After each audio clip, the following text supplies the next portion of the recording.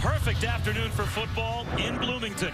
Indiana has put a scare into more than one Big Ten opponent this season, and Michigan looking for their third win in a row since their heartbreaking loss to Michigan State. That is our matchup. The Wolverines and the Hoosiers, and there is still a path to the Big Ten title for Michigan. If Ohio State beats Michigan State next week and Michigan wins their next two, the rivalry game in the Big Ten would be for a trip to the championship game of the conference. So much still to be decided in the Big Ten East alone over the next 3 weeks. Hi again, everyone. Bob Wischusen here with Brock Ewart. Shannon Spake will join us in just a moment. We presented exactly that scenario to Jim Harbaugh when we talked to him this week. And he said, look, our players understand if we are to author one of the most memorable football seasons in the history of Michigan football, it's going to take a lot. But we're excited because we're in the room with the pen in our hand. We have a chance to script it.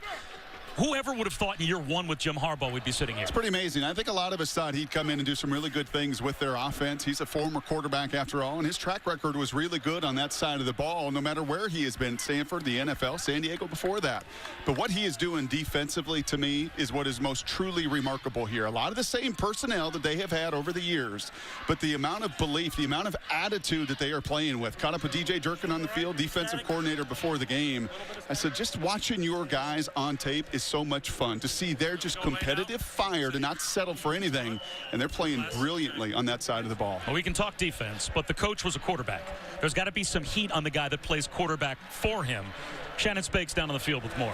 Well, that's right, Bob. What is it like to play quarterback for Jim Harbaugh? Well, Jake Rudock told me it's a constant thrill ride. He said not only is Coach, quote, quirky and energetic, but at practice, he's not afraid to throw down his notebook, grab the football, get up to the line of scrimmage, and show Rudock exactly what he wants. Like you said, he played the position. He gets it. He gets the ups and the downs. He hands out compliments when needed, like he did last week after Rutgers when he said Rudock reminded him of an NFL quarterback. And when things go poorly, he doesn't get too hard on Rudock. Now, about those NFL comparisons, Rudock told me they were extremely humbling. But he's playing like an NFL quarterback. There's no question. That was not only what we were told when we had a chance to talk to Jim Harbaugh, but also what Tim Drevno, the offensive coordinator, told us as well.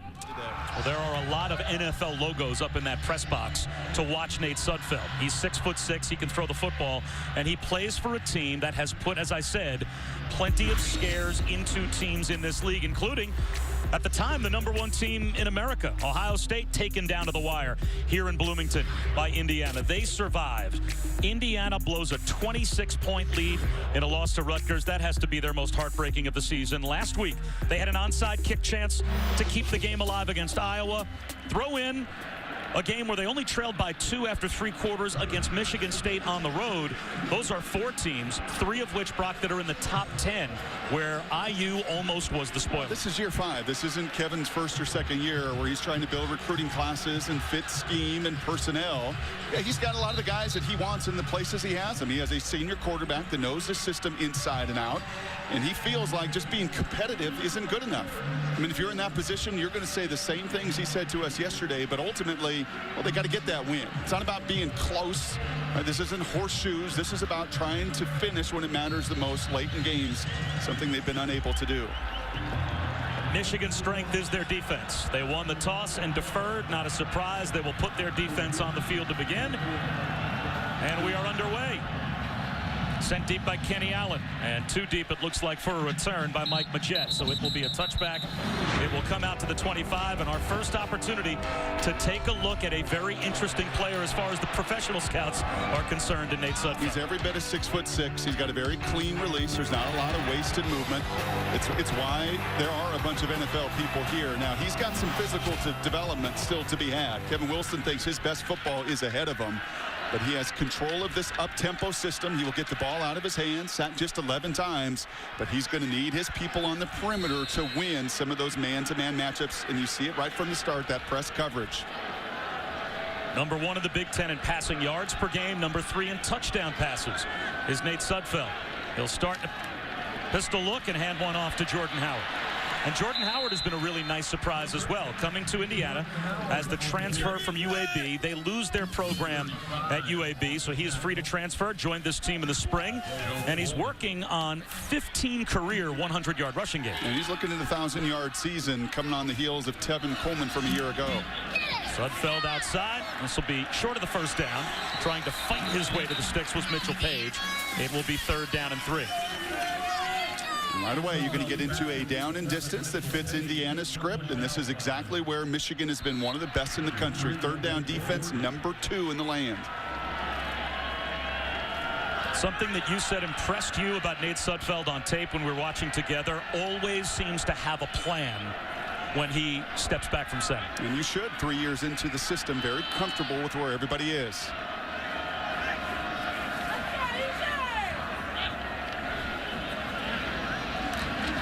They'll hand it off on 3rd down. Jordan Howard, he's got the first.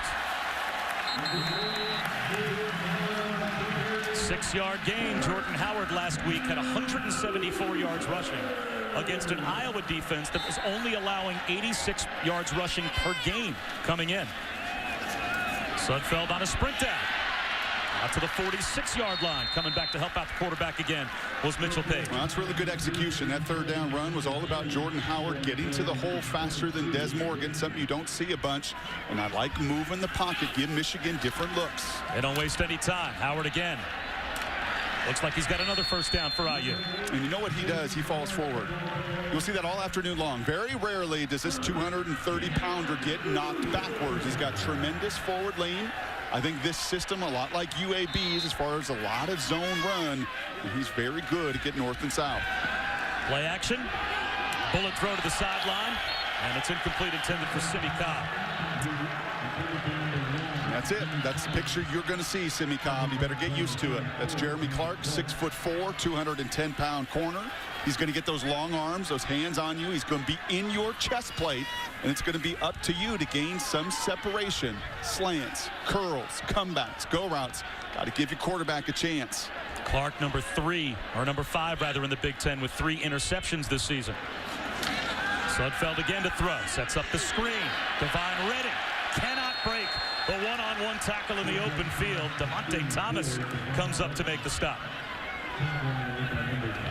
Play a lot of people defensively for Michigan. Lots of movement, lots of personnel groups. The Wolverines show blitz. Will they back out of it on 3rd down and 8 from midfield? Across the board, press man-to-man coverage. It's a handoff instead. Up the middle goes Redding, and he's brought down. How aggressive now will Kevin Wilson be? 4th down and 2 on the opening drive, and it looks like he's going to leave his offense out there. I love it. Lots of opportunities here to also drive that defense offsides first and foremost. Now it's a look over from Sudfeld. Play to win. I say this every week in situations like this. You're playing a top 15 ranked team. Instill some confidence in your crew with this play call. They snap the ball, and they run right into the heart of the Michigan defense and get nothing. A turnover on downs to begin the game as Devon Redding was wrapped up by Joe Bolden. And if you're going to go for it, you better block it. You better block in 4th and short. And they don't. You see tight end and left tackle both swing and miss and whiff. Can't happen. That's Jason Briggs, started 43 consecutive games over there at Indiana, the left tackle. He doesn't block anybody. Tight end runs right through Joe Bolden. I love the courage, and I like a lot of the conviction to go for it. But that play a little bit emblematic of some of the plays that just get out of hand for Indiana in critical moments that have led to losses in so many of those close contests. So now a quarterback in Jake Rudock that Jim Harbaugh gushed about when we talked to him earlier this week begins the game with great field position after the turnover on downs. A little wide receiver screen to Darboh. And Amara Darboh is bumped out at midfield. They'll say he's out at the Indiana 48-yard line. That's a gain of about 5. Great coaching in college football is show me the tape week 1 and show me the tape week 10, 11, 13, and let me evaluate the improvement. And you see it across the board. You see it at quarterback more than anywhere else. The body language of Rudock, week 10 here compared to what he was at Utah. Totally different guy.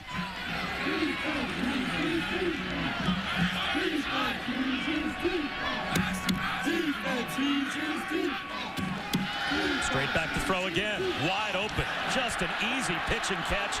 Again, it's Jake Rudock who picks up the first down. And boy, soft coverage gave Chesson all the room in the world to pick up 12 yards. Yeah, those are 2 gimmies. Those are just simply freebies. And to do that at home, and that's Tyler Green. That's another true freshman corner out there that's being asked to keep everything in front of him. But that is simply too easy. Well, mission accomplished if you're going to run 20 yards off the line of scrimmage and give up a 12-yard out. Davion Smith, the eye back. 1st and 10 for Michigan. Handoff instead to the fullback, Sione Homa. And he picks up a pair.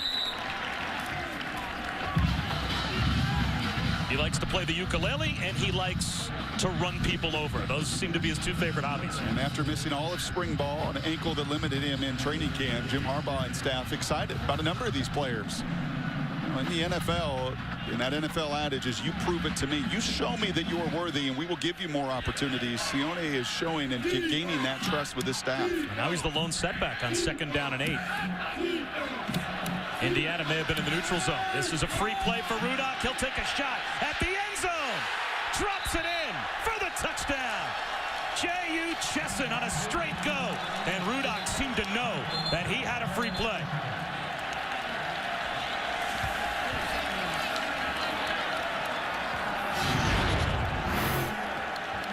Result of the play, touchdown. 3rd touchdown reception of the season for J.U. Chesson, and a perfectly thrown ball by Jake Rudock. And already we see the complementary football played by Michigan. Their defense does what their defense does. They get the stop on downs at midfield. They give the offense the short field, and Rudock 3 for 3 on the touchdown drive. An ideal afternoon for football, but a less than ideal start for the home team. Michigan with a 7-0 lead. Jake Rudock with his 9th touchdown pass this season for the Wolverines. And here's a guy that transferred as a 5th-year grad student transfer from Iowa, because he was told by Kirk Ferentz, you're going to be the backup. And it's going to be C.J. Beathard this year for the Hawkeyes. He decided to transfer and play for Jim Harbaugh because they had a need at quarterback. And really, Brock, it turns out it's worked out for both teams. Yep. In the first 5 of the games of this season, he looked like a backup. Over the last 3 to 4 weeks, he's looked like the guy that they felt like he would grow into. Play action for Sudfeld on a slant. Out to about the 35-yard line is Ricky Jones, and that looks to be good for a first down. Quickly, let's go down to Shannon. Well, Bob Brock, you know, we heard Kevin Wilson talk this week about body language and about a belief that they can win. Watching this Indiana team come over to the sideline, not a lot of talking, a lot of quietness. Well, this might get them talking. Jordan Howard into the secondary. You don't see that happen to the Michigan defense very often as he picks up 16, 2 snaps, and the Hoosiers are across midfield. They've had success in their run game when they've gotten a hat on a hat. It was the freebie that they gave them on the 4th down of unblocking a couple of Michigan's best players off the edge. That time, again, a nice job of getting to the second level, getting to Morgan, getting to Bolden. And I'm telling you, you may not know the name Jordan Howard. Not many in college football do with the transfer from UAB. But statistically speaking, he's been one of the real difference makers at that position. He hurt his ankle against Ohio State, missed 2.5 games as a result. He's still a top 5 running back in the Big Ten in yards and touchdowns. This is Divine Redding to the 28-yard line, a gain of 1. Taco Charlton made the stop for the Wolverines. Sets up 2nd down and 4.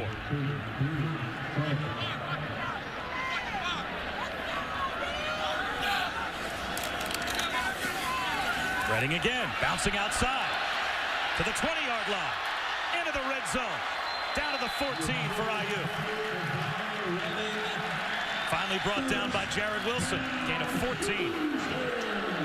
I think Kevin Wilson and his staff are going to notice here, and they already have, when they've got a numbers count in that box that they feel is appropriate and no Glasgow, they're going to continue to test the middle of that defensive line. They've run it 6 straight times on this drive to get down to the 14-yard line.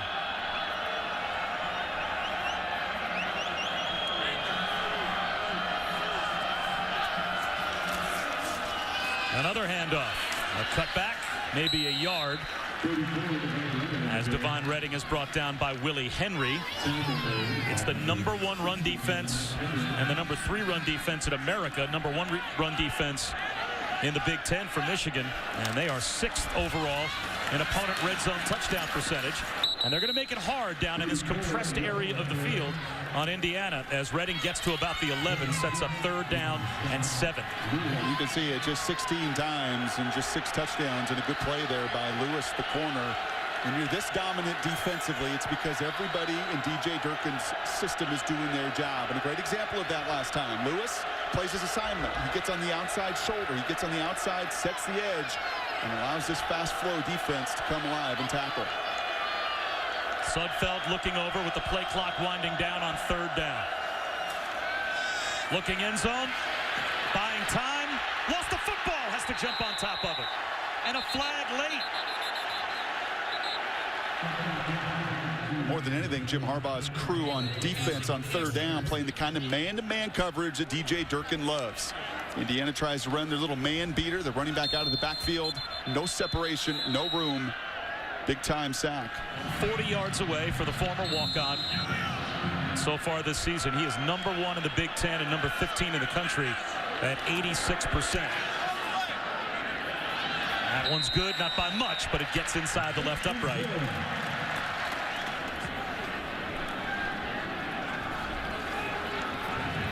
This will be a touchback. It'll bring it out to the 25-yard line. Up the middle, and that's a run stop for IU. Darius Latham brought down Davion Smith. And now you get to the downs and distances that Indiana has to have success on today. 3rd down and 6. Can they play way better than they have so far this season at times defensively and get off the field? And can they rush with 4? Because to blitz and to play man-to-man, you've already seen it with Chesson. You just do not match up well out at the corner position. So your front 4 has to be incredibly effective, impacting the pocket. 110th in FBS. An opponent's 3rd down percentage. The Indiana defense. Here's Rudock, well protected, and that might be a drop. Rashard Fant was there in coverage on Chesson, and it seemed to go through his hands. So it is a rare 3rd down stop for Indiana in a big spot, but they get it. You'd like to see Chesson come back and help his quarterback just a little bit here. He's running a little pivot route, and you see the feet get stuck in the ground just a little bit. Gives Fant, the most veteran and experienced corner on the field for the Hoosiers, an opportunity to close that cushion and come back. You'd love for Chesson to continue to get in and out of that break even quicker. Blake O'Neal angles a punt. Mitchell Page from the 26. Gets a block. A flag down. And a couple thrown as he gets to the 26-yard line. Again, it's a Michigan defense that is number 1 in the Big Ten, number 3 in America, allowing only 81 yards on the ground per game. There's another 1st down and a gain of 11, though, for Jordan Howard.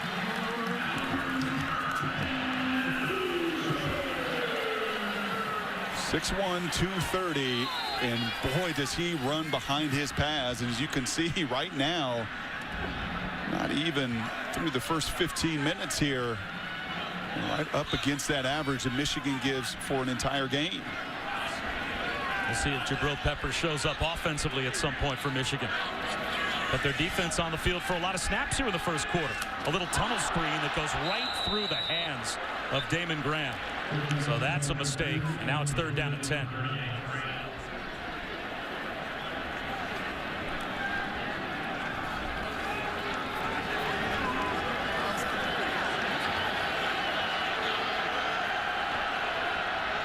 The 29th snap for Indiana here in the first quarter. Michigan has run 7 offensive plays, but they've got the lead. And that 1st down pass and shot and 2nd down tunnel screen puts you in 3rd and 10, and you're looking right at 2-man coverage, 2 safeties deep, man-to-man underneath. There's a throw underneath. Reaching back to make the catch is Devon Redding, and now you're back in that 4th down decision-making situation again. Check that, Majette made the catch. Now it's 4th down and a solid 2.5, but now you're in plus territory. Hold on, what decision-making? There's no decision to be made. 3 4th downs, we'll go for it 3 times. Well, this isn't 4th down and a half yard. This isn't even 4th down and 2. This is 4th down and close to 3. And they'll try and run for it. It's Sudfeld on a keeper. He's got it at the 40-yard line. This doesn't take much if you're 6'6", 240. Just fall forward and you pick up 2 yards. And I guess the other thing you've got to consider in these 4th down conversions is you know exactly what you're going to get defensively. Sudfeld to the sideline. He's got Cobbs to the 23-yard line. That's another first down for IU and a gain of 17. And that's Unchained dribbling in the game, playing that field corner. That is a long throw. That's why those NFL scouts are here. They're watching a 20-yard comeback across the field from the college hash mark. Good accuracy. So 1st and 10 at the 13. And it's Devon Redding back in as the tailback. Redding to about the 10-yard line. Offensive coordinator Kevin Johns told us a couple things yesterday that really stick out to me in watching his plan in 15 minutes. He said Minnesota ran at Michigan because they were committed to it. You can't go halfway when you're playing a tremendous opponent. You have got to go all in with your game plan. And secondly, their game plan was to be aggressive. 4-down territory from their own 40-yard line today. I love it. Sudfeld with a play fake. And now sees that Redding is covered and lives to fight another day. Now it's 3rd down and 7 at the 10. Taco Charlton had that one diagnosed. That's a smart play, and that's a veteran quarterback. And that's what Nate has shown on film, is he avoids the catastrophic plays.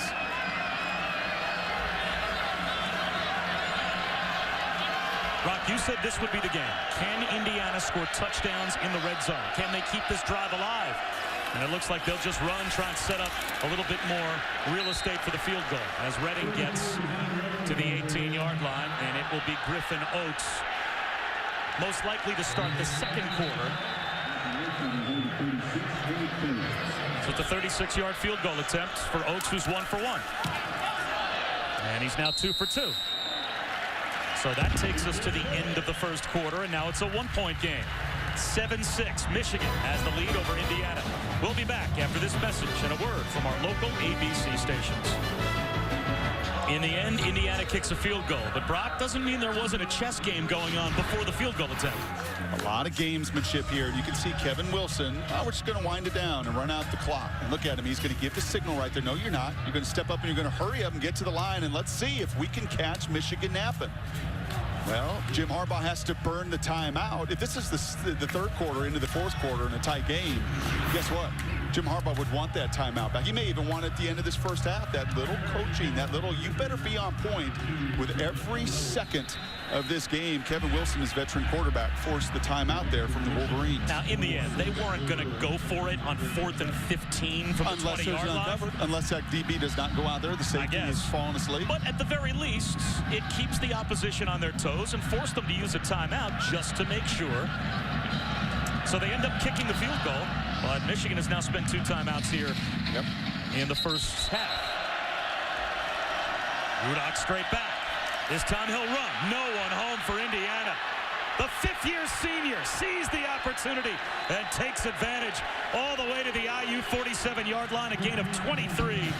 Tyler Green helped out on the stop by Marcus Oliver, who's slow to get up. He's not making this play the first half of the season. The reason is he's going to go through all of his reads, and he's still trying to learn the system inside and out. Now, he's got it down pat. Number 1, number 2 is not there. He sees the zone coverage. Everybody drive deep. He's the second leading touchdown maker on the ground for the Wolverines. 4 of them deadly in the red zone, but that time on 3rd down. Little smoke screen out to the edge to Chesson. Tripped up at midfield. Shard Fant came up to make the tackle at a good one, one-on-one against J.U. Chesson. Well, that's a really nice play. He actually gets knocked down on this play. And Michigan's doing a much better job as this season also evolves of getting Chesson and Darbo. And you will see at some point Peppers getting the ball out on the perimeter. Fant gets blocked, does not quit, does not give up. He's a little guy, 5'10", $170, but he is feisty.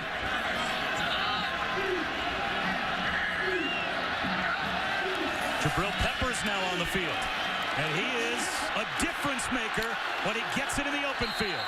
They sneak Jabril Peppers into the personnel package, and the safety catches the screen and gains 18. I was watching practice yesterday, and like most teams and defenses, when you have got a difference maker with the kind of speed that Peppers does, he comes on the field in a different jersey, and everybody has got to point him out on that Indiana defense. You have got to know where he is going to line up, because he is by far the fastest Wolverine with the ball in his hands. And he will stay out there as the wide receiver to the near side bottom of your screen. Looks like Rudock wants to head that direction again. Now it's a little throwback screen. And this one is diagnosed, but is brought down almost immediately by Zach Shaw. That's a loss back to the 42-yard line of 10.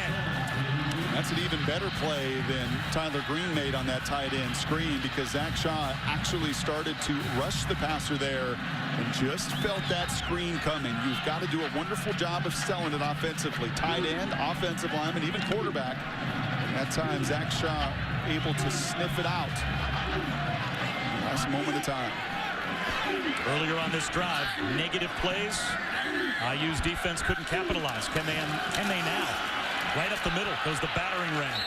Sione Homa to the 35-yard line. So you've got the worst third down defense in America, setting up third down and 13. Can Indiana get a stop? They bring a blitz. It's picked up. Rudock under pressure. Again, there's no one home.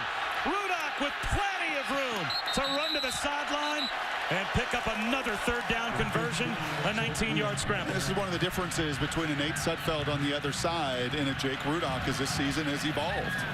And you called it right from the snap. You could see that double A-gap linebacker blitz.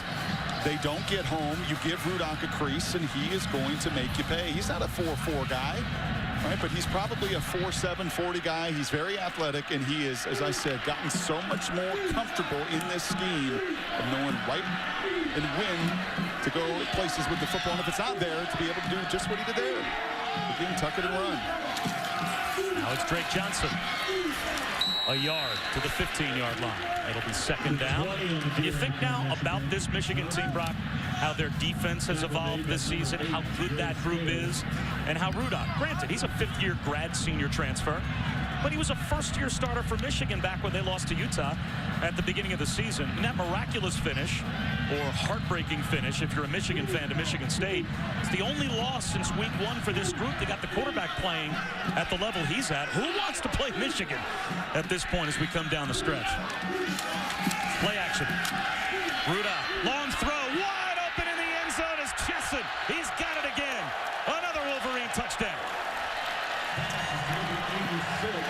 Chesson, touchdown, Michigan.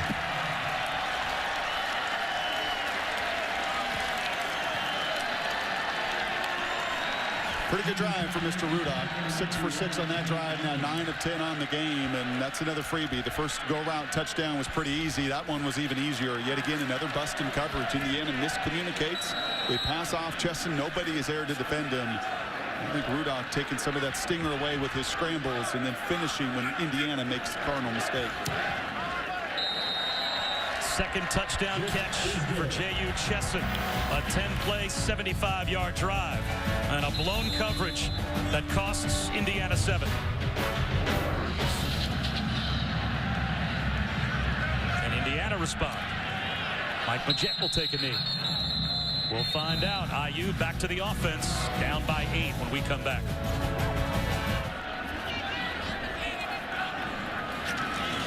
Here's Sudfeld to throw on first down, and he will find Ricky Jones on a slant, and he's all the way out to about the 46-yard line. But boy, it's tough pictures and tough accounts to listen to, and certainly we here in the U.S., I live in the New York area, we have been attacked. We know what those emotions are like, and all our thoughts and prayers to everyone. Back-to-back penalties really hurting Indiana. Sudfeld doesn't have to get it all in one play, and he'll check it down to Andre Booker, and that will get IU back across midfield. That's a gain of only 7. Joe Bolden made the tackle. Yeah, that's too bad. That is a huge swing in field position. As I said, if you are going to let that defensive back get his hands, and he is going to fight and tug, then you've got to give the receiver the same opportunity. Long throw to the sideline, and now it's manageable. Booker toe taps out of bounds at about the 34-yard line. A gain of 15. Now it's 3rd and 13. Once again, you're seeing why these NFL GMs even are here today. This kid makes NFL throws. Goes quickly. Here comes a blitz. It's picked up. He'll take a shot again towards the end zone. Same guy laying out. It's Booker, but he can't haul it in. So now it's 4th down and 13. This is an awfully long field goal attempt as we take another look. And once again, the hand fighting. I mean, once again, he's trying to grab his arm, and Booker is doing what he can to try to distance and separate himself. Yeah, that was a really difficult call against the Hoosiers, something they're going to need today. So here's Griffin Oakes to try another field goal. This one from a long way away, though. This is just over 51 yards. Now, against Maryland last year, he made a 58-yarder. That is his career long. This one from just inside 52. That looks pretty good. That is good. Maybe some of those NFL scouts might want to take a trip over to the kicker's locker and talk to him. Griffin Oakes is 3 for 3. 2 trips to the red zone in the first quarter for Indiana. They end up with only 2 field goals. They seemingly had a completion down to the 9-yard line called back on an offensive pass interference call that forces them to kick a 3rd field goal. So Michigan's got a couple of 7s. Indiana's only getting 3s. And as a result, they trail. Through the back of the end zone on the kickoff. And now starting at their own 25-yard line, I formation with Davion Smith, the I-back. He takes the handoff, spins off a tackler, and gets to the secondary, all the way to the 40-yard line. Looked like they had him bottled up at the line of scrimmage, and instead he picks up 16 as Darius Latham couldn't bring him down. And those 2 interior defensive linemen were going to be so critical. Where my eyes have been in this first half is you've got to control it. And they've done a pretty good job to this point in the run game. You've got to get and affect Jake Rudock with a 4-man rush and better maintain your pass rush lanes. And that time, Smith running right through the tackle. 1st and 15. Play action for Rudock. Steps up, looks over the middle. He's got Chesson running free. J.U. Chesson to the pylon and into the end zone for another touchdown.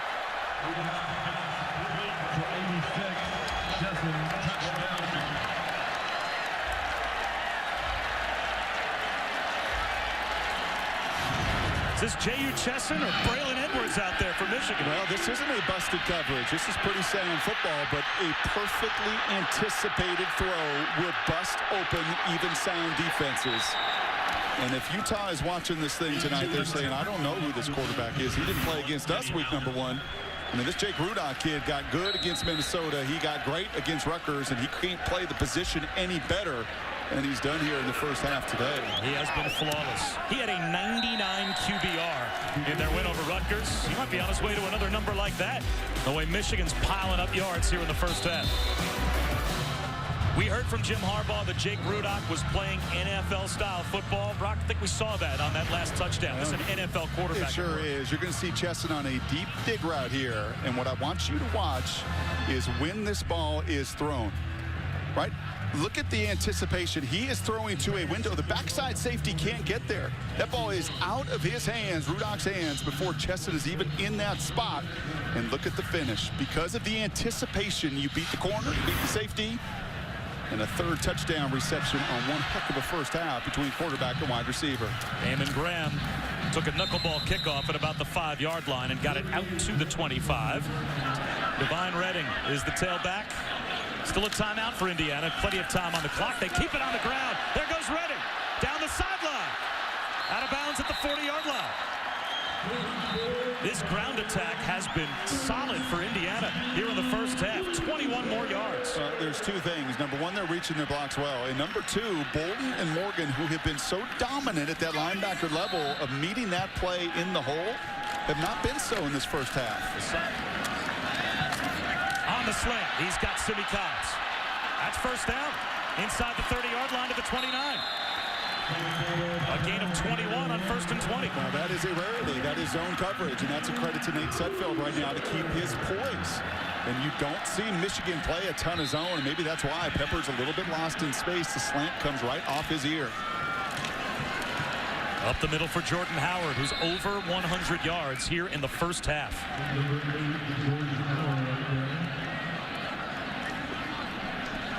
No team this season has run against Michigan's defense for more yards than Indiana has run against them in the first half today. Sudfeld on the move, bullets a throw to the sideline, but in between 2 receivers, may have been intended for Ricky Jones.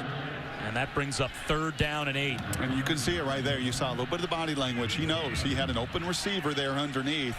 And when you play this crew, you just can't get off schedule. These 3rd and 10s, these 3rd and 8s become really difficult, A, to get the time and protection, and then B, to win on your routes down the field. Michigan shows blitz. Here they come on 3rd down. Sudfeld, back shoulder throw to the sideline. It's good for a first down. The true freshman Nick Westbrook, only his 4th catch of the season, and it's a huge one. Puts them at the 12-yard line. That's fighting through some of that contact. That is really well done from Westbrook. Just 3 catches coming into this game, and he's going up against the best corner and gets it done. Sudfeld lobs it for Westbrook through his hands. Going against the best corner guy and cover guy that Michigan has, Jordan Lewis, lobbing it to a true freshman.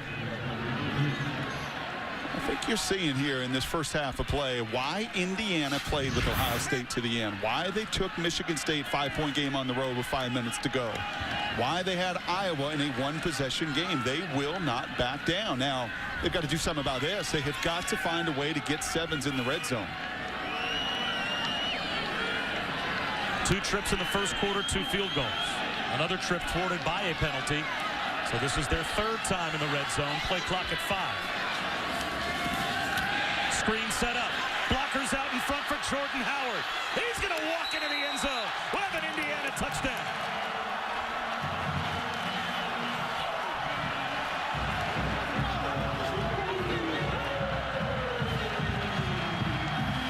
Well, a taste of their own medicine. Michigan, one of the better screen games in college football. I showed you a bunch of those this week.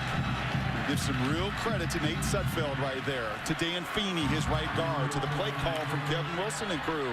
To draw that Michigan defense to get people out in front of Howard. And what a response. Number 1, to finally punt it on 4th down, right? To trust your defense, to get the stop, to get it back, and to march it down.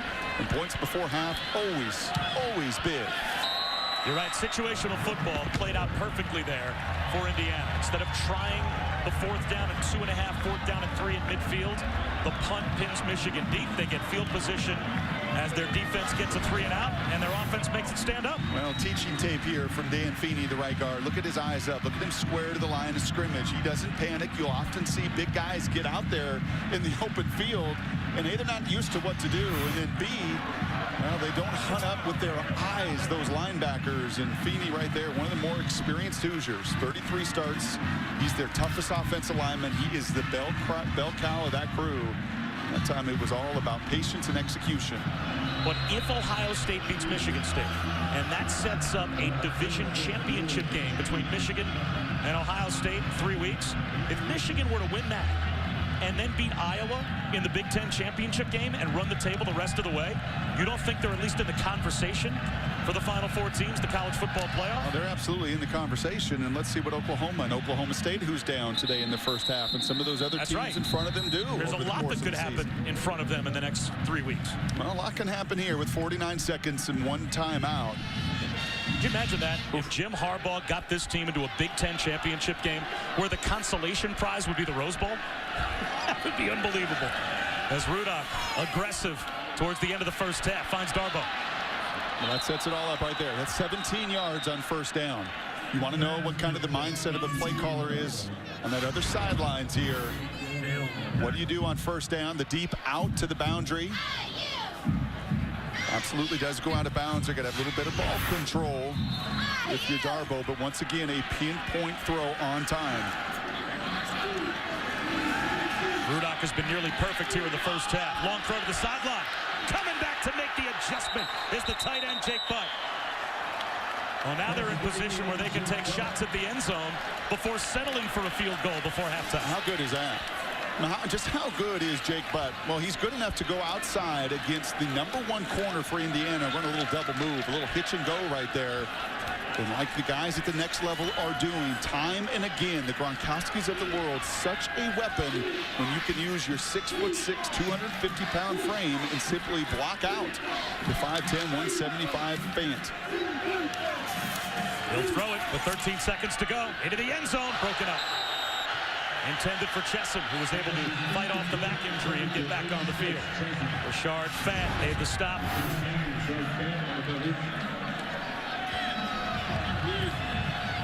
And that's why I really didn't like that earlier pass interference call on the receiver. You give some liberty and some freedom to these DBs to reach and to grab and to hold, then you have got to give that same freedom to the wide receivers. Could have easily been pass interference and hold there on Fant. A stop needed by the Indiana defense as Michigan starts the second half with the ball.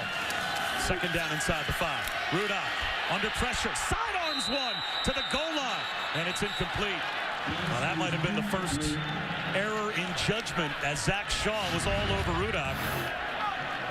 He short hopped it. Jonathan Crawford almost came up with an interception.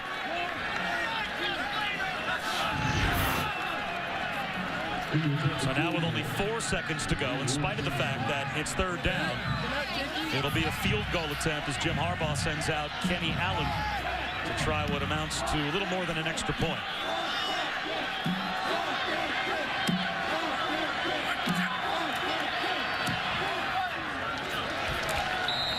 So Michigan adds 3 at halftime, but it's a one-possession game. When we start the third quarter, Michigan will have the ball to begin the third, but Indiana is down by 8 in a position they've been so many times before. We'll come back after these messages and a word from our local ABC stations. Just about set for the start of the third quarter here in Bloomington. A perfect night for football. A fall chill is set in. And it's a Big Ten matchup between Michigan and Indiana, and a one-possession game as we start the third quarter. Michigan will have the ball. Bob Wischusen, Brock Ewart, Shannon Spake will join us in a moment. Brock, some surprises in the first half, some things to be expected. We knew that the Michigan offense would probably be pretty efficient, maybe not as efficient as we saw it, but boy, Indiana ran the ball so effectively in the first half. Makes you believe this could be a football game in the third, fourth quarter. In fact, the Hoosiers have run 54 plays. I mean, that usually with these tempo teams, that's what they want, and it usually pays the biggest dividends in the fourth quarter. Michigan has been on their heels defensively in a way they've not been all year. 20 first downs by Indiana, 300 yards of offense to go with those 54 plays, and I'm going to guess some pretty stern conversations at halftime. They talked about not having any loafs, about having better effort defensively, that they've slipped a little bit. That was a pretty poor effort through the first 30 minutes. We've been here before, though, with IU. Heading into the second half, heading towards the fourth quarter in a tight football game. They lost on a big comeback by Rutgers, and to teams in the top 10 like Ohio State, Iowa, Michigan State. They had chances to win in the second half, couldn't pull it off. There goes Jabril Peppers in motion, and it's a little jet sweep. He's got nowhere to go. He's going to lose about 10 yards. It's actually a loss of 8 back to the 17. Chase Dutra stayed home, as did a few other Hoosiers to bring him down. That's a really good play there by Dutra. It's that technique. You got to keep an athlete like Peppers inside, allow your buddies to come and help you finish as well. Finishing, I promise you, that was the conversation that Kevin Wilson had with his guys in the other locker room. 30 good minutes of play. Lots of good things offensively, but have got to find a way to get off the field on third down defensively, and a negative play like that on first down certainly helps. Second down and long. Under pressure as Rudock buys time. Throws it away.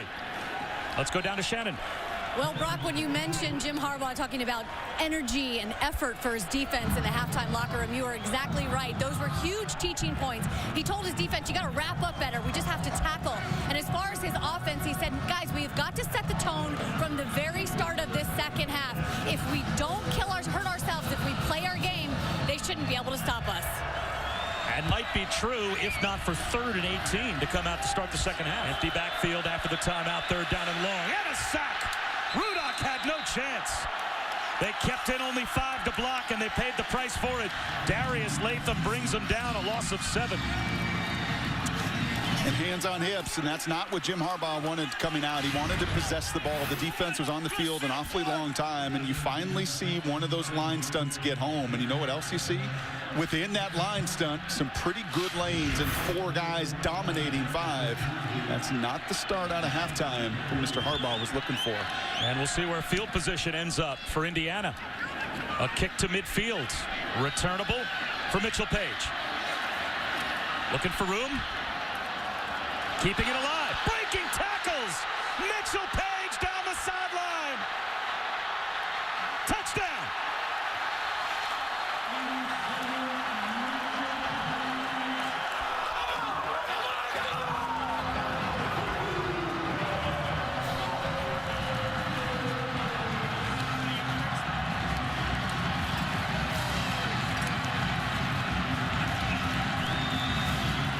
did Shannon say? Oh, what was the message at halftime from Jim Harbaugh? Energy, wrapping up, finishing tackles.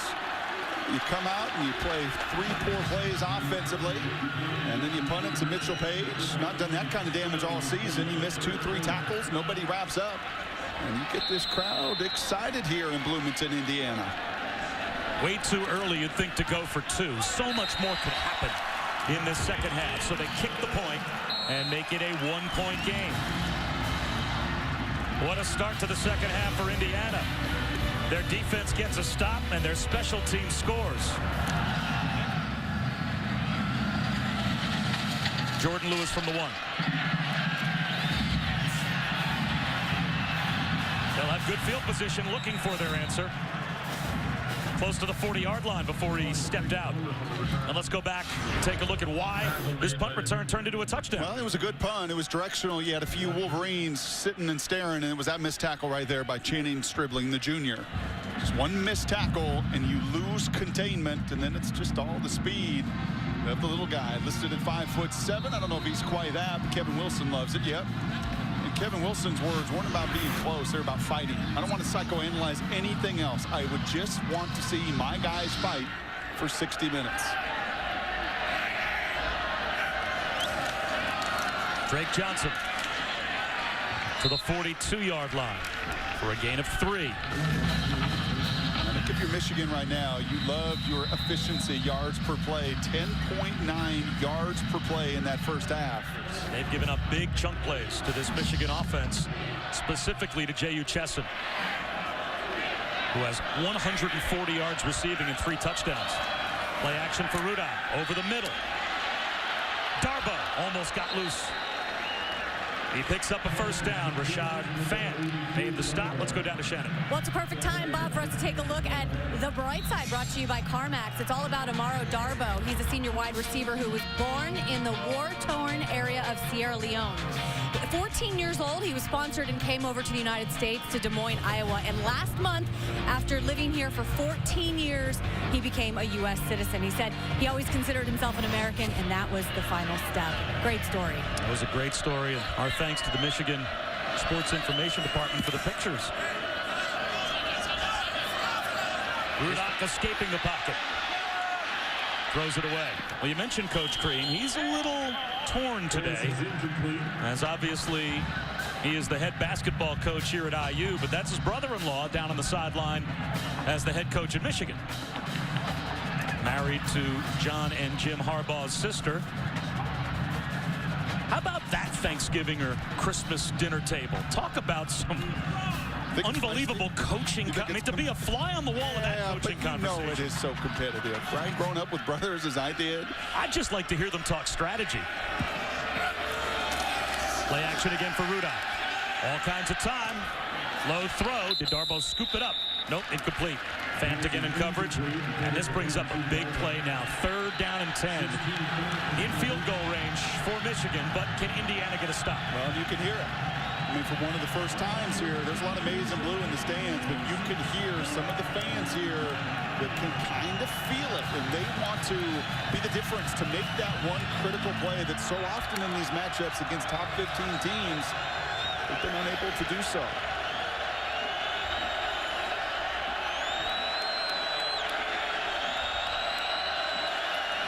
Blitz coming. Michigan picks it up. Rudock takes a shot at the end zone and underthrows Darboh. Here comes the field goal group.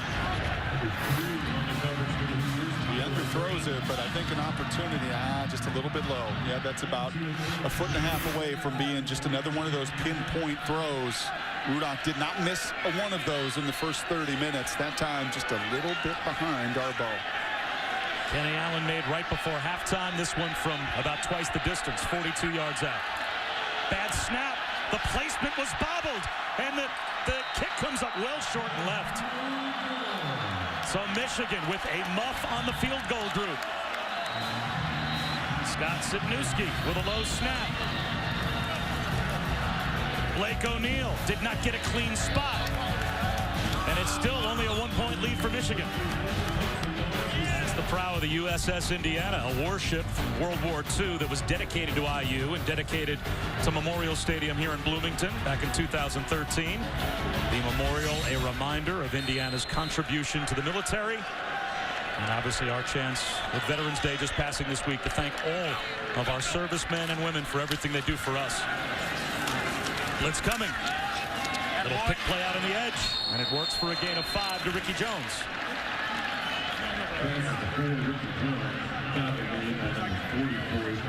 Delano Hill made the stop. And they'll actually say gain of 4 to the 40-yard line. So it's 2nd down and 6.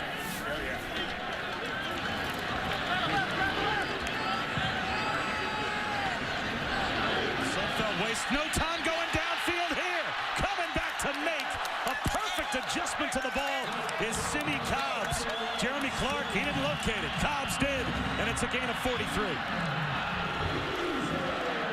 Kevin Wilson will not step off the accelerator. Was incredibly aggressive in the first half, and I bet you he's going to be even more so here in the second. Sudfeld to throw again. Bullet to the outside. That one's too hot to handle for Cobbs. Jeremy Clark again in coverage. It'll be 2nd down and 10.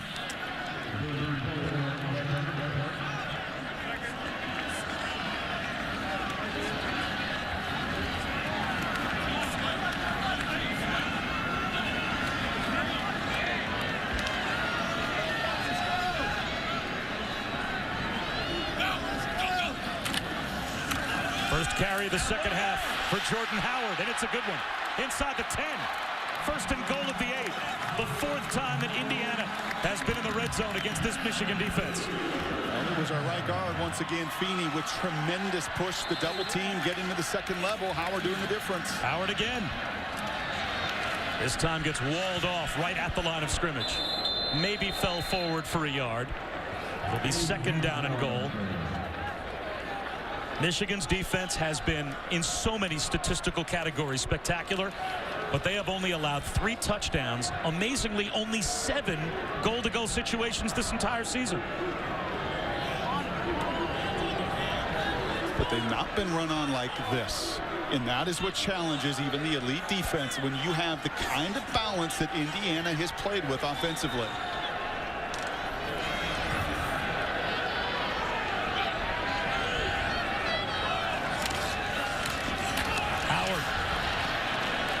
Michigan front not fooled. Willie Henry right at the line brings him down. And now it's 3rd down and goal coming up from the 7.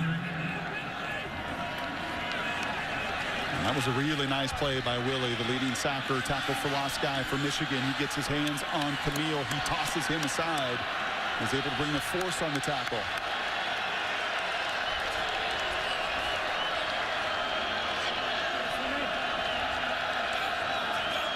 Michigan sends a blitz on 3rd down. There's a slant off the hands of the tight end, Michael Cooper.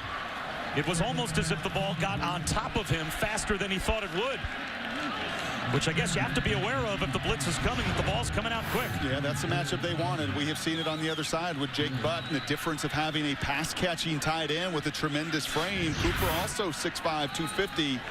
But that ball, a lot of steam on it from Sudfeld. Just did not allow Cooper the time to get his hands around. Michigan holds strong yet again. Here's Griffin Oates. He is 3 for 3, his longest from 51. This from only 25. Indiana has not led until now. IU has the lead midway through the 3rd. We've got a football game here in Bloomington. Can Kevin Wilson's team finally hang on and win a Big Ten game? Welcome back to Bloomington. Bob Wischusen, Brock Ewart, Shannon Spake, seeing Brock.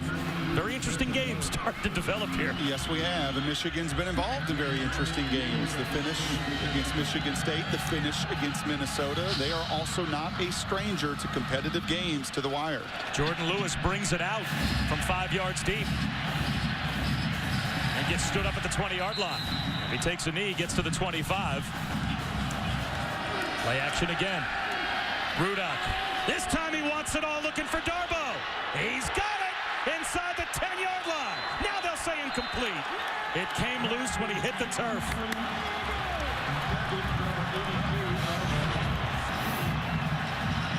Fant knew he was beat, tried to grab his jersey. May have gotten away with a penalty. Had it all the way down to the turf, and then it came free when he hit the ground. That's 55 yards in the air, and once again, that's a cereal box that Jake Rudock hit. 55 yards down the field. You cannot throw it better than that. It's hard to play the position much more efficiently than Jake is doing right now.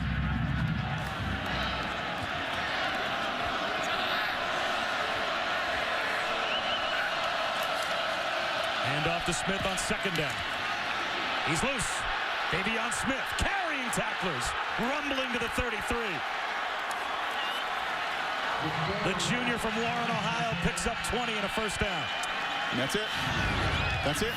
Those are the plays. These are exactly the kind of plays where you've got 8 defenders around the line, and it doesn't matter because Davion Smith says, I am going to run through your tackles. Corner, you want to blitz? You want to come off that edge? I will run right through your arm tackle. That's all I want to. The Tyrone Wheatley coach, Davion Smith. Last year, he only had 2 starts and still led Michigan with 509 rushing yards. And he is their leader again this year. There he goes again. This time, gang tackled. We talked about that camera club this season, how defensive coaches like to have a lot of guys in the picture as Smith's helmet came off. He'll have to leave the field for at least a play. Indiana has been outscored 72-10 in the fourth quarter in their last 4 games. Can they finally win one? Back after this message and a word from our local ABC stations. If no one listening or watching had seen Indiana play up until today, they would say, how are they 0-5 in conference? Well, here's why. Look at all of these close games and a dominant lead over Rutgers after 3 quarters, and then what the finals have been. They have not been able to finish. Can Indiana finish today against Michigan, or can Michigan win a crucial road game and keep their Big Ten title hopes alive? The 11th play of the drive, second down and 11. You better watch Jake Butt vertically with the 2 safety look. He's running down the seam here. Rudock doesn't look that way. Instead, he scrambles. Slides right at the first down marker. And it looks like they are going to give him the 22-yard line. That's a 12-yard scramble for the 5th-year senior, and he's got the first down.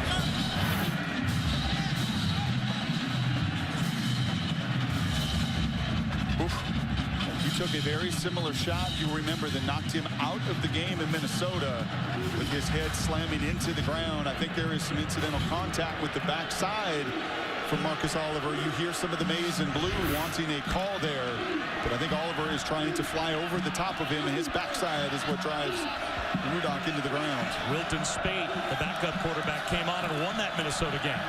Here's Rudock going to the end zone, underthrown, flag out. Amara Darboh tried to fight his way back to the football, and Rashard Fant wouldn't let him get there. As a result, it'll be pass interference.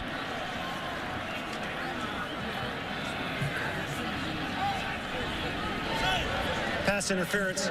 Defense, number 16. 15-yard penalty, automatic. First down. We've had a lot of hand fighting out on the perimeter, back and forth. Fant gets his head around, which usually gives you a little bit of freedom from the officials. But that contact, the hands in the chest of Darboh, you just cannot allow that receiver an opportunity to go back and fight for the ball. You have that amount of contact, you're going to draw the 15-yard penalty. Huge penalty. First and goal at the 7. Jabril Peppers stacked as one of the receivers to the bottom of your screen. They throw it to him. Breaks a tackle. Down to the 1-yard line. They bring the super safety, the Iron Man, off the bench to play offense, and he makes it second and goal at the 1. Well, you pointed it out. You knew where the ball was going to go, and that's the play you got to make. If you're going to change your fourth quarter, and you're going to fight, and you're going to do all these things that you talk over and over, well, you've seen it on this drive. You have got to make the tackle to get off the field on third down, or to stop that play for a 1-yard gain instead of a 5. Play action. Rudock in trouble. Flips it left. Unable to reach for the pylon on before stepping out of bounds was Homa. They'll mark him out at the 2. Oh, a little more body control, and he walks into the end zone with a touchdown. That's exactly right. They just sneak as they do such a wonderful job with all these formations and looks. They're clearly out of bounds, unable to get to 245 pounds going the other way. He was out actually closer to the 3. They put the ball at the 2 where it's now 3rd down and goal. 14th play of the drive. Smith the I-back. And Rudock motions his tight ends out once again. Bunch formation. A rollout for Rudock. Floats it. Short. Incomplete. Now it's 4th and goal at the 2.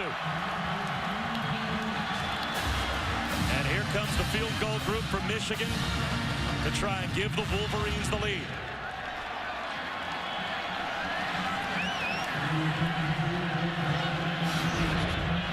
The last time the field goal group was on the field, a bad snap and a woefully short kick from Kenny Allen. So they have left points on the field with this group. Here's Kenny Allen, a chip shot. He's clean this time, right down the middle. And Michigan has a 1-point lead. 6.5 minutes to go here in Bloomington. We'll step aside one last time. You may have noticed on the back of some of the Michigan helmets today, the hashtag Chad Tough written. And as a father, I'm going to try to get through telling you why, but it's not going to be easy because the 5-year-old grandson of Lloyd Carr, legendary Michigan coach, the 5-year-old son of Jason Carr, former Michigan quarterback, has been diagnosed with an inoperable brain tumor and has been placed on hospice and in hospice care. And so all of us at the ESPN ABC family sending the Carr family every possible good thought through an impossible time to even conceive of any family having to go through. As Majette brings it out to the 31-yard line, and Shannon Spakes down on the sideline. And Shannon, there have been some very special moments where even the toughest rivalries in college sports have come out to show that it's about much more than that. That's right, Bob. You know, it was a special day today for the Carr family. They celebrated Christmas.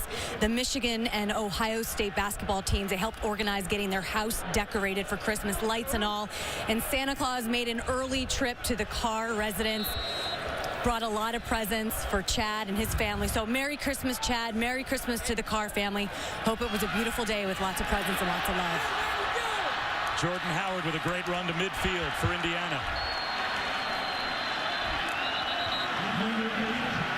IU trying to win the game.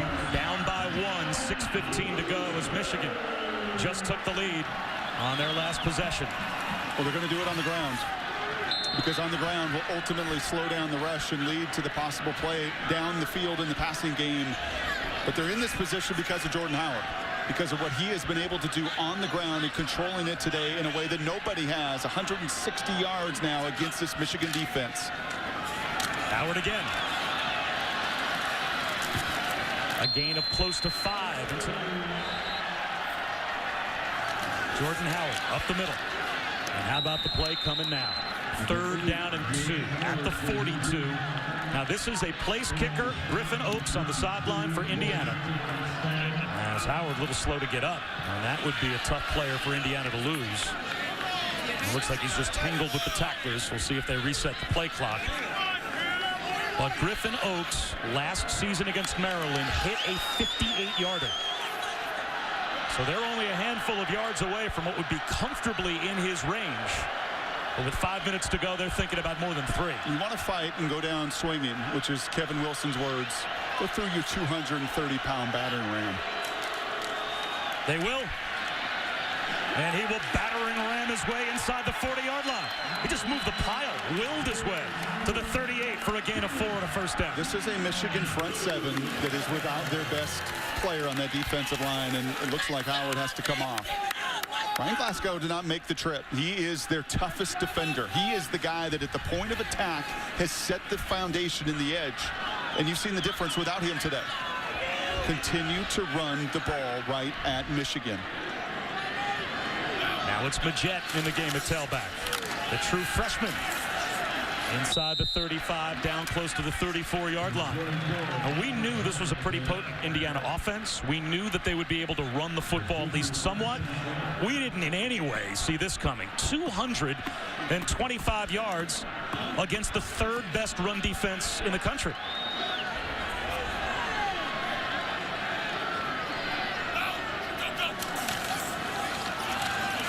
Sudfeld on the keeper. Took a hit and came up about a yard shy of the first down. They'll actually mark him down at the 30. So, Brock, another play call here. Run. Third down and 2 at the 30. Run. Run the ball. Run the clock. You want to fight. You do it with your big boys up front. Your All-American right guard, your future NFL left tackle. And I love the commitment to it on this drive.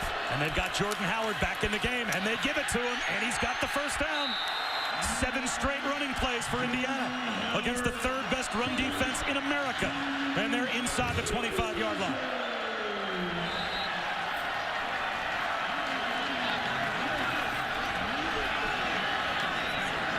And here is your up-tempo team that's still going to try to play with some rhythm, but understands situational football.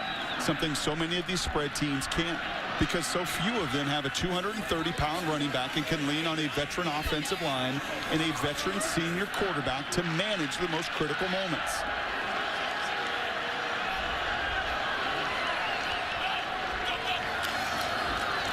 Howard again. Inside the 20. Cuts it back at the 10. End zone.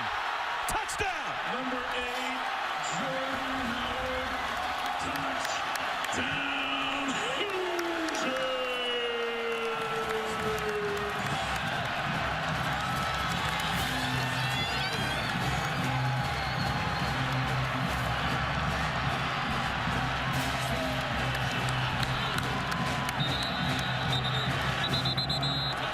It's a 5-point lead for Indiana, so they will leave their offense on the field, and they'll go for 2 after replay takes a look to make sure that Jordan Howard got in the end zone. And look at the big boys out front. It's Dan Feeney once again that is setting the pace. You're going to have to see where that knee was down and where the ball was. I think that's going to be a touchdown. Look at the big fellas. I want to talk about camera club defensively. This is what you're going to see in this frame as that ball crosses. This is where Michigan answered the bell against the Minnesota team, that a 2-point conversion came so critical at the end of the game. This is their first opportunity.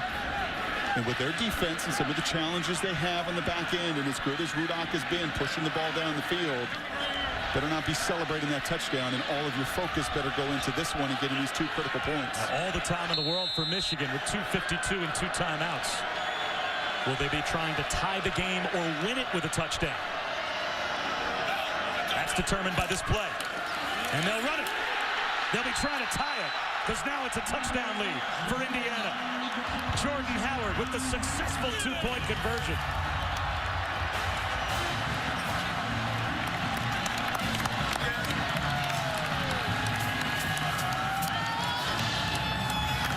And Jim knows that's Jim Harbaugh football.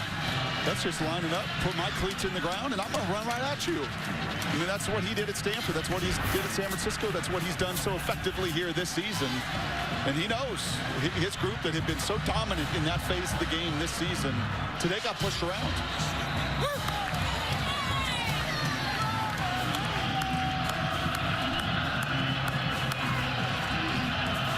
Indiana has lost 19 in a row to Michigan.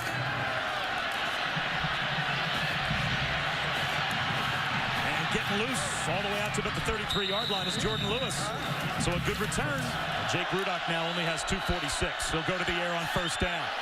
Over the middle, there's the guy you've been wondering, Brock, when he would step up and make a play, and Jake Buck just made one to midfield. Well, he had a touchdown if Kevin Wilson doesn't call a timeout on the previous possession, and you just know you are going to get your best players involved when it matters the most.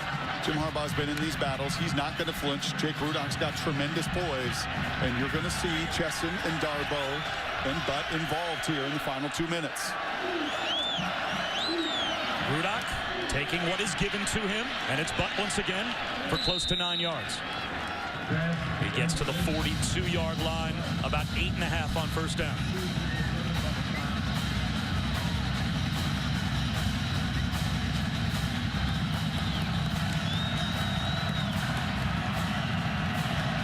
Plenty of time for Michigan. 2 minutes and 2 timeouts, and they're already in plus territory. 4-man rush. Rudock swings it right, caught by Smith. Lost a couple of yards. Dawson Fletcher came up to help on the stop with Rashard Fenn. So now it's 3rd down and 3 in what is obviously all 4-down territory for the Wolverines with 1:38 to go.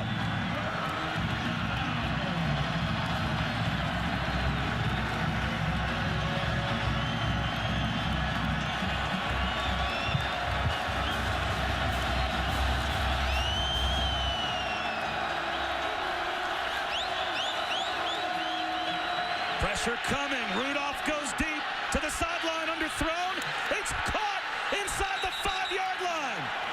J.U. Chesson is there for Jake Rudock, and it's 1st and goal, Michigan at the 2. Well, they go for 2. Big-time players make big-time plays in big-time moments. And a tremendous job by Zach Shaw. And trust me, Rudock is feeling that the entire way. He is just doing all he can to get that ball out and give his difference maker an opportunity. They've got an advantage on the perimeter. They have had it all night. It's been Indiana run and Michigan pass. It's got us to this point. And now Rudock under center with Homa as the I-back. They give it to him. He's up the middle. Stopped at about the 1-yard line. It'll be 2nd down and goal.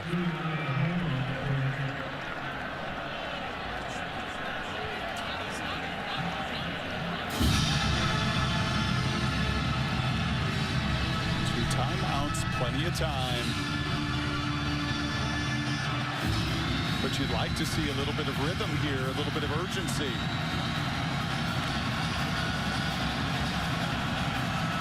Clock winding down to 20 seconds to go. Still with 2 timeouts. Again, the I formation with Homa. He'll try again. Stopped again. And now Jim Harbaugh will call that timeout.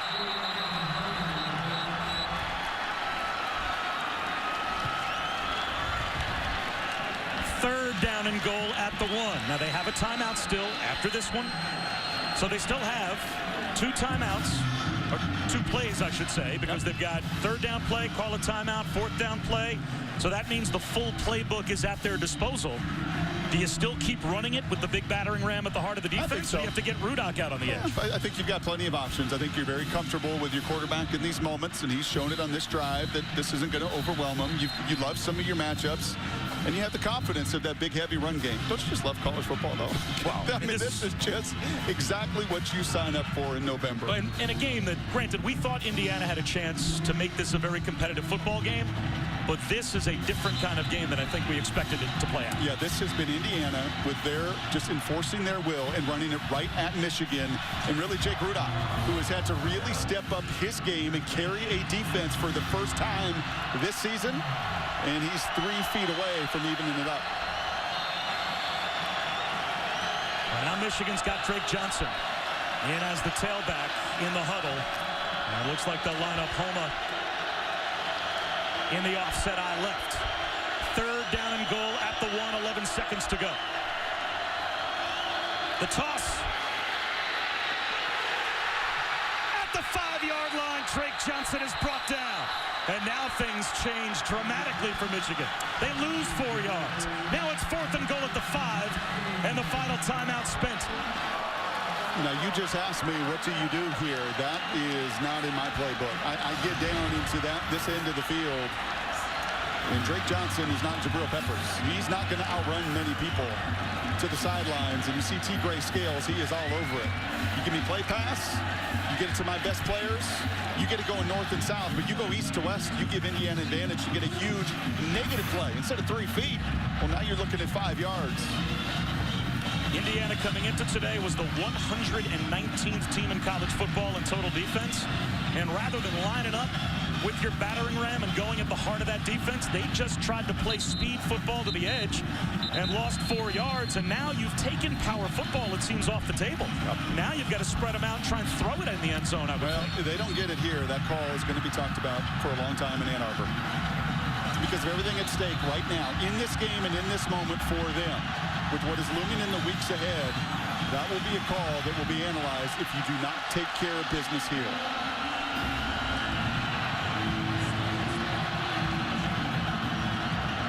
A lot of big red zone targets for Jake Rudock. He's got the tight end, Jake Butt, at 6'6". J.U. Chesson has caught 3 touchdown passes in this game. And they'll line him up in the shotgun. This is the game. Michigan for the tie. 6 seconds to go. 4th and goal.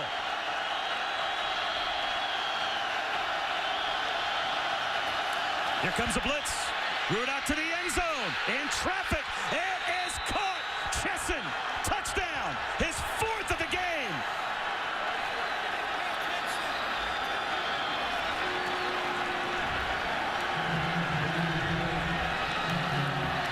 With their season on the line, Jake Rudock comes through. His favorite target, J.U. Chesson, bails him out. And it's a point after away from a tie. He feels the pressure once again. He doesn't flinch. And J.U. Chesson with an enormous catch and the body control to bring it in. That point after hooks through.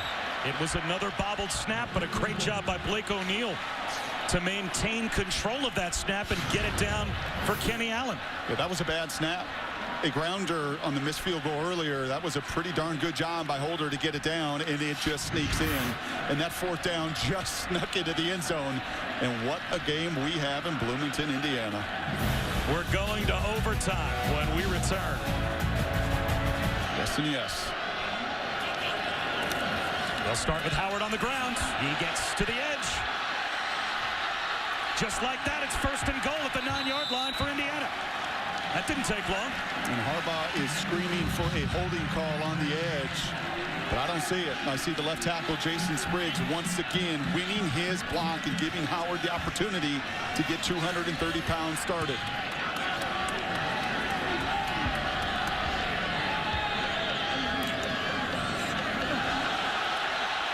How about the ball fake? Out of bounds at the 2-yard line goes Mitchell Page. Did Nate Sudfeld do an unbelievable job freezing the Michigan defense with the ball fake? Sure did, and then he gets his 6'6", 240 involved. And once again, lineman down the field. That's as good as a play-action pass and still gets your line involved, your greatest strength today. Actually faked me. That was a reverse. Jordan Howard almost immediately gave it to Page. 2nd and goal at the 2.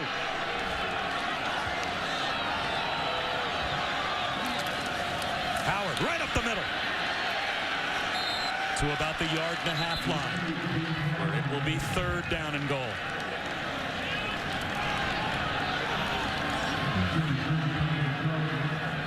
Taco Charlton and Desmond Morgan right in the middle of that pile for Michigan defensively. Okay, Morgan. Okay, Bolden. Okay, senior linebackers. Time for you guys to get involved and hit that Mack truck that has been running over you in the backfield before he can get going.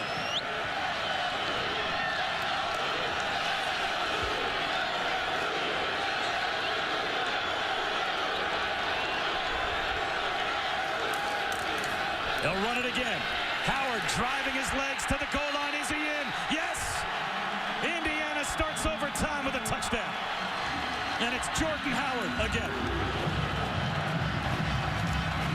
Well, it was Chris Wormley that time. It wasn't one of the linebackers. You're going to see Wormley with an opportunity here. He's turned. He is turned sideways, and he just can't do anything about the power and force of Jordan Howard.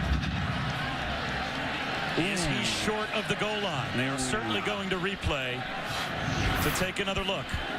After further review, the runner was down with the ball half-a-yard line from the goal line. It will be 4th and goal, the half-yard line. They're saying that ball will be placed at about the half-yard line, so the nose of the football will be no more than 1 foot to 1.5 feet short. It is 4th and goal. Michigan got a goal line stop 2 weeks ago against Minnesota to win a game. This would be to give their offense the ball with a chance to kick a field goal to win in overtime. 4th and goal, and Indiana lines up to go for the touchdown.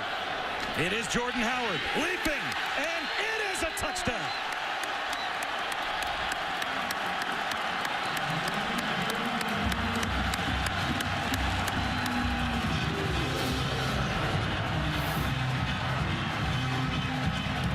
And this time there is no doubt.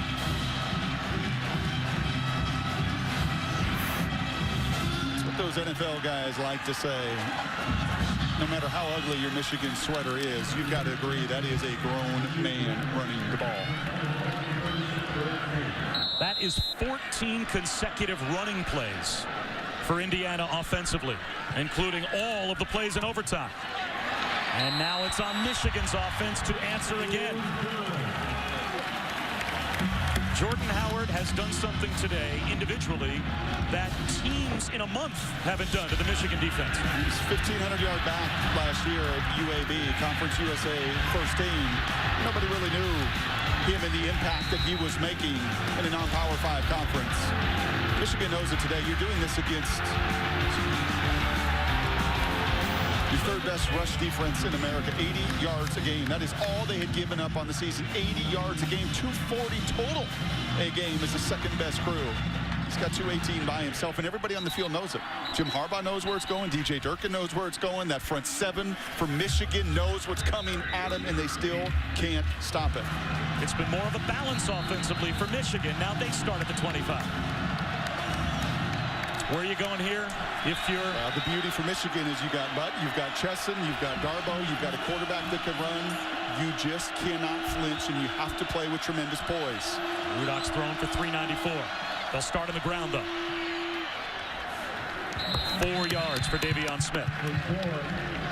Chase Dutrick came up to make the tackle.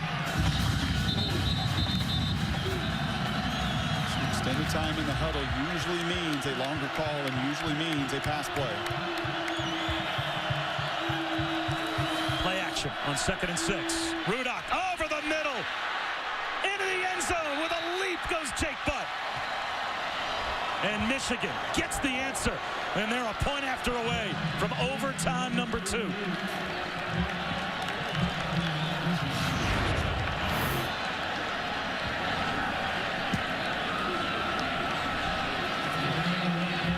Executed much better than that. You've seen it on both sides. You're seeing the run game executed up front perfectly.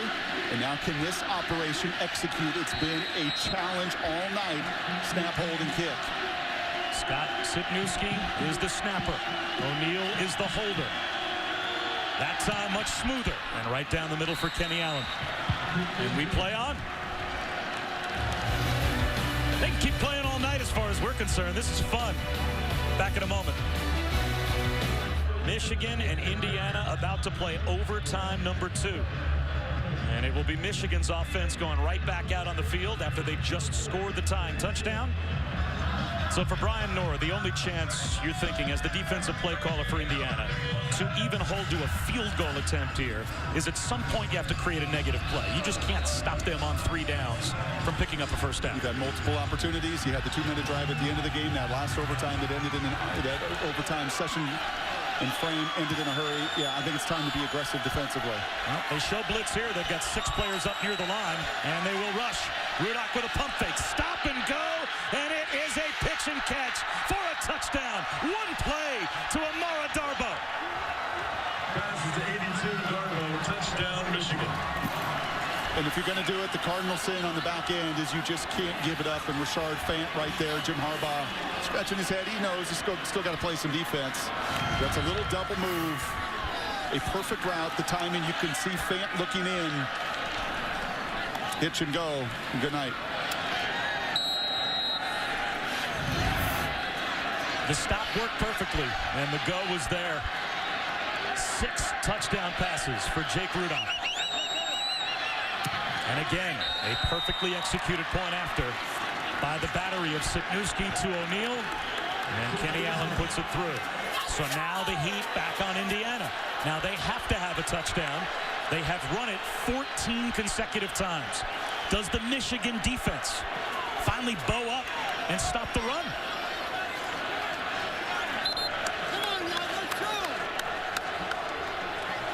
And do you do anything differently if you're Indiana than load up with Jordan Howard and go right at them again? I don't think you do it on first down, but there sure may be an opportunity since it's been 14 straight runs. I think you've set up your play pass.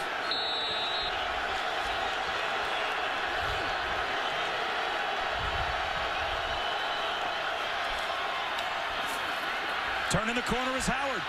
He's at the 15. Back inside the 10-yard line. Boy, wide play pass if you can hand it off to your big back. And he finds a crease for 17 more. Well, same play they ran the last time to open up overtime. That's just that outside stretch zone play, and give all the credit in the world to Jason Spriggs. That left tackle has enforced his will upon Michigan, and that time once again turning Chris Wormley. Now this kid is 6'7", he's 305. The NFL scouts are looking at him. 37-inch vert, ran a 4.840, is a really good athlete out on the move. And that's just dominant winning football. I mean, that's just Wormley, as these defensive linemen have been today. They just can't get off blocks. That's Velcro. And Jared Wilson was helped off the field, the senior safety from Akron, shaken up on that last play. So it's 1st and goal, Indiana, as they look to tie and force a third overtime.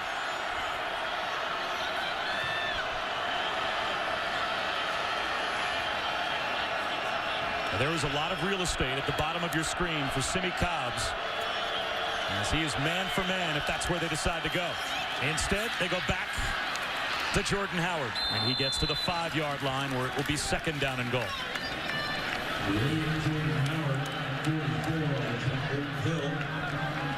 That is 34 rushes.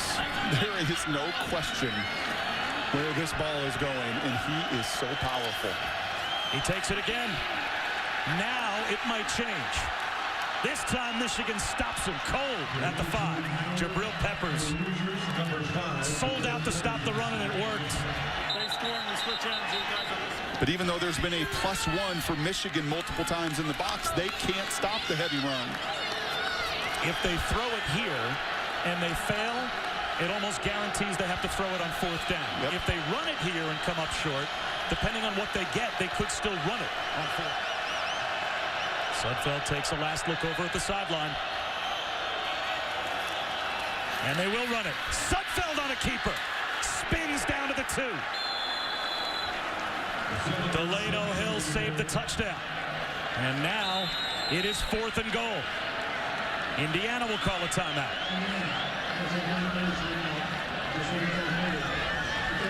What a football game. And you're right, Brock, by picking up those 3 yards from the 2-yard line, now you probably have the whole playbook at your disposal. And you know, you said something earlier, Bob, about the third quarters. We looked around the rest of college football. You said you're going to have to win some nights when you don't have your A game. Well, you know what? There's nights you have your A game and your opponent has their A game, and that's what we got tonight. 48-41, and both of these teams have executed at such a high level, playing to their strengths. And I think Michigan is without, obviously, some of their soul in the middle of their defense. And DJ Durkin knows if he can get out of here, he don't care about the stats. That coordinator and that group just wants to get off the field like mad right now. All right, you called the play in that huddle if you're Indiana. What'd you call? You run it. Just like Marshawn should have run it in the Super Bowl. There it is with some Seattle Did I say that out loud? You did. Sorry. That was for everyone to hear. Jordan Howard looks like he's set. Sudfeld will throw it. End zone. Batted around. It falls incomplete. Michigan survives. Pass is incomplete. Delano Hill broke it up, intended for Mitchell Page.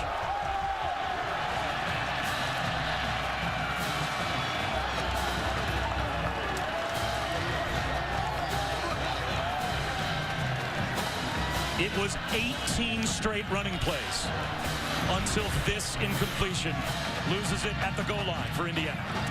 And I will say this.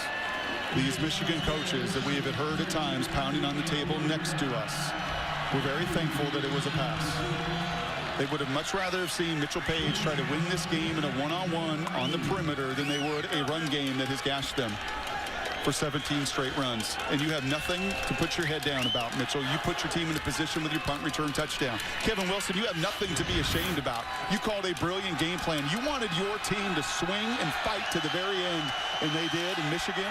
Well, you two have nothing to be down about. You may have been statistically gashed, but you did it when it mattered the most.